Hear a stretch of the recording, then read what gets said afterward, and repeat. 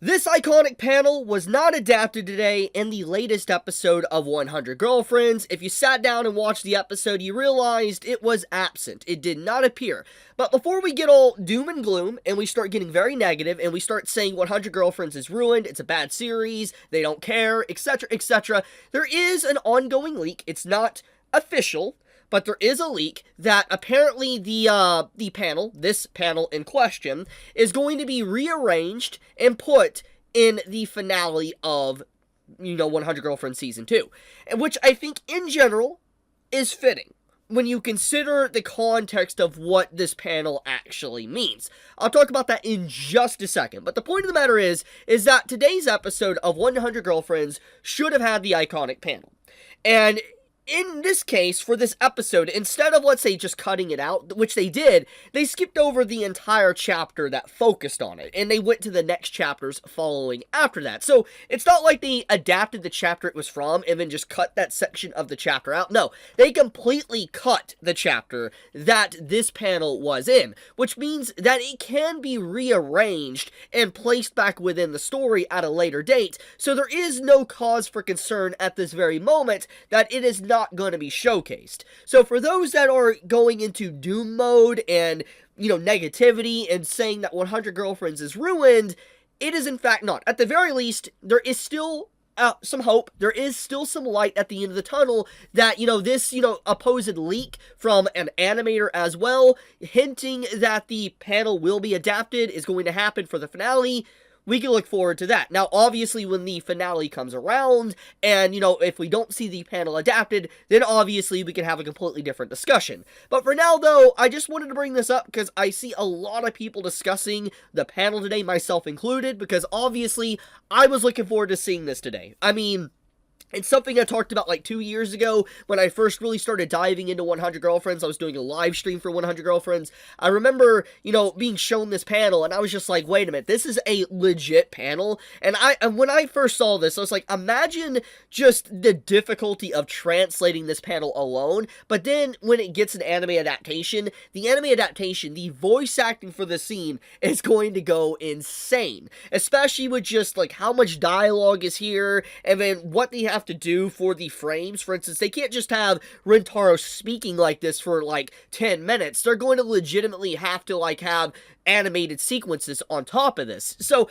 it's just a massive undertaking this one panel will do. And obviously many people in the entire fan base for 100 Girlfriends has been looking forward to seeing how this is adapted, because up to this very point for the show, 100 Girlfriends has legitimately been a spectacular anime that is just straight up, it's a labor of love. Like, it's a, you could just see so much passion and love that is poured into this show, every single direction. And I mean, we even have stuff like this, like someone points out, that they literally made character songs, and they showcase this as well in the ending credits. I love this. It's just the attention to detail and love that these, animators and the staff and everybody that's working on 100 Girlfriends, it's next level. So I will give them the benefit of the doubt and assume that this was not added today because it just wouldn't fit for the episode, and it would be better just to add it for the finale and maybe meme and talk about it as well. I mean, they could add in the 10th girlfriend that was added in today because, it would fit a lot better. So yeah, anyways, with all that being pushed aside, the doom and gloom kind of quelled a little bit, let's talk about this episode. So the episode can be split into two different parts. The first half of the episode is more or less a karaoke session, and getting to see little Shizuka, just doing a beautiful song. Her using her voice, her singing, and because of how cute and powerful her voice is, you literally see everybody basically get Yamcha posed in this episode. Like, literally, they get Yamcha. So the Dragon Ball references and parodies still do not end with this episode. We had a whole, head chala scene last week, and now we have another scene where the entire cast is basically Yamcha. And I love it, man. I love how it's been, 30 years, basically. 30 years since Yamcha's iconic pose when he gets done in by a Cyberman. And to this very day, in the big 2025, we still see characters referencing Yamcha's pose in the crater, the embarrassing, scene that he, was displayed on his character. His legacy, so to speak. It's just so crazy, man. It is honestly just crazy that after all these decades, his death is still memed on. wild stuff. But, with that being said, though, the Shizuka stuff, there's not really a whole lot to talk about. It's more or less just cuteness overload, and getting to hear her voice, for the first time in a long time, her speaking and talking, and, her basically just, causing everybody to break down because of the cuteness. It's great. I love it, man. The entire sequence here, the hard eyes, everything, it's just... This is peak 100 Girlfriends. Like, this is just truly beautiful, sweet, and I was just sitting there smiling while I was watching this entire some of the episode, and to be honest with you, at the end of the day, that's all I want. Like, when I sit down in my chair, I watch an episode, all I really want is to be entertained. That's it. Like, at the end of the day, disregarding, like, making content and, talking about series and analyzing it, the main takeaway I want to get from something is just pure joy and entertainment.